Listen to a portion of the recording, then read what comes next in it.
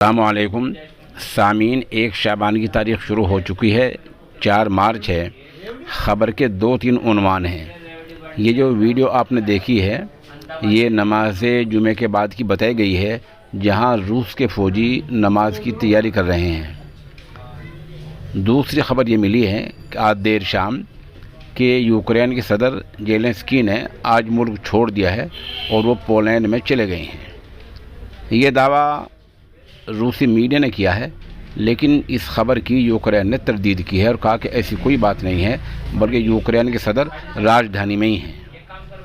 तीसरी अहम अपडेट खबर ये हुई है कि आज दोपहर से पहले रूस ने यूक्रेन के ज़पोरिज़िया न्यूक्लियर पावर प्लांट पर कब्ज़ा कर लिया है और हमले अभी भी जारी हैं।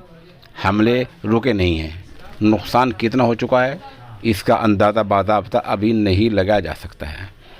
उधर आखिर में ख़बर ये बताई गई है, अभी हमारे मुल्क के लगभग 1000 लोग वहाँ और फंसे हुए हैं।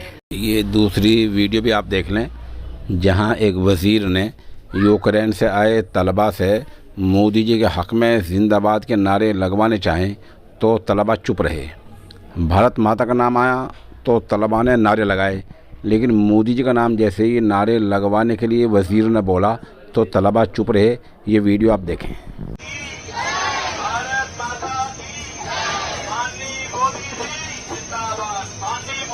आखिर में हम वो वीडियो पेश कर रहे हैं जो यूक्रेन से आए तलबा की है और जिसमें जानसठ से हाफिज़ और डॉक्टर मोहम्मद साजिद ने इन तलबा से तफसीली इंटरव्यू लिया है। मैं इस वक्त जानसठ के बाशिंदे मोहम्मद अनस वल्द शमीम के साथ मौजूद हूं, जो यूक्रेन से गुज़िश्ता शाम लौटे हैं। यूक्रेन से वापस हुए मोहम्मद अनस से अभी बात करता हूं।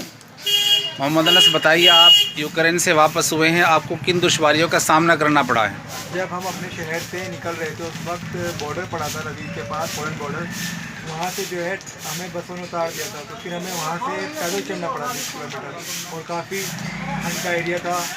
बस जैसे गुजर के वहाँ से निकले, उसके बाद जब हम पोलैंड पार कर चुके थे तो फिर वहाँ से हमें बसें मिली। उन्होंने हमें अपने शेल्टर पर छोड़ा, जहाँ पर इंडियन एम्बेसी ने अच्छा खासा इंतजाम कर रखे थे। फिर इसके बाद कुछ दिन हम वहाँ रहे, उनके बाद हमारी इंडियन एम्बेसी ने हमारे लिए एयरपोर्ट से बसें रवाना की। फिर वहाँ से हम एयरपोर्ट पर फिर दोबारा गए। इंडियन गवर्नमेंट ने आपकी यूक्रेन से निकलने में मदद की?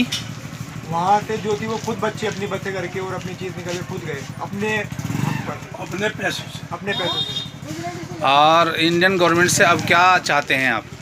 बस ये चाहते हैं जो कोर्स है या तो यहाँ पर ही कंप्लीट कराते हैं, फिर एम्बेसी से बात करें यूक्रेन की, वहाँ पर कंप्लीट हो जाए हमारे कोर्स। ये बहुत सारे बच्चे हैं, 20,000 के आसपास बच्चे होंगे पूरे यूक्रेन में इंडियन।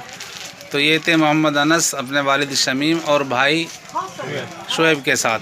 कैमरामैन अल्तमस के साथ Hafiz doctor Mohammad Sajid, social India news.